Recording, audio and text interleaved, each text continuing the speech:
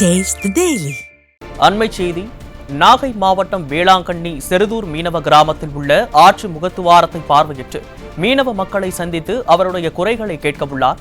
இது குறித்த நேரடி காட்சிகளை தற்போது பார்க்கலாம். இது குறித்த கூடுதல் விவரங்களை நமது தலைமை செய்தியாளர் ஜெயக்குமார் வழங்க கேட்கலாம். வணக்கம் ஜெயக்குமார், விவரங்களை பதிவு செய்யும். வணக்கம் அருண்.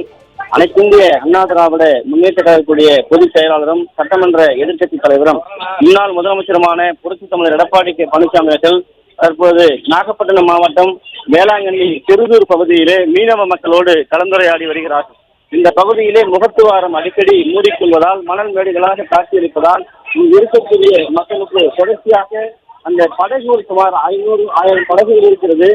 மீன்பிடி தொழில் தான் இவருடைய வாழ்வாதாரம். அதனை நம்பி இருக்கக்கூடிய அந்த மக்கள் மீன்பிடித்து செல்ல முடியாத ஒரு சூழ்நிலை இருப்பதாக வேதனை தெரிவிக்கிறார்கள். அந்த மக்களோடு மக்களாக இன்றைக்கு அனைத்து இந்திய அண்ணா திராவிட முன்னேற்ற கழகத்துடைய பொதுச் செயலாளர் புரட்சித் தமிழர் எடப்பாடி கே பழனிசாமி அவர்கள் அவருடைய குறைகளை கேட்டறிந்து வருகிறார். உங்களுக்கு என்ன பிரச்சனை இருக்கிறது, ஆளுகிற திமுக அரசு என்ன செய்திருக்கிறது என்று கேட்கக்கூடிய அந்த காட்சியை நாம் பார்த்துக் கொண்டிருக்கிறோம்.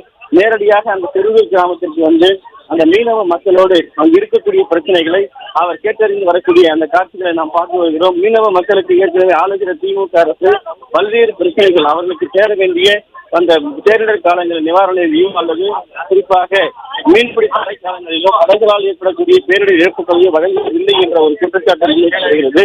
இந்த நிலையில் ஏராளமான மீனவ பெண்களும் மீனவ சமூகத்தைச் சேர்ந்தவர்களும் அதிமுக பொதுச் செயலாளர் புரட்சித் தமிழர் எடப்பாடி கே பழனிசாமியும் நேரடியாக வந்து பல்வேறு கோரிக்கைகளை முன்வைத்து வரக்கூடிய அந்த காட்சிகளை நாம் பார்த்துக் கொண்டிருக்கிறோம். அருண்.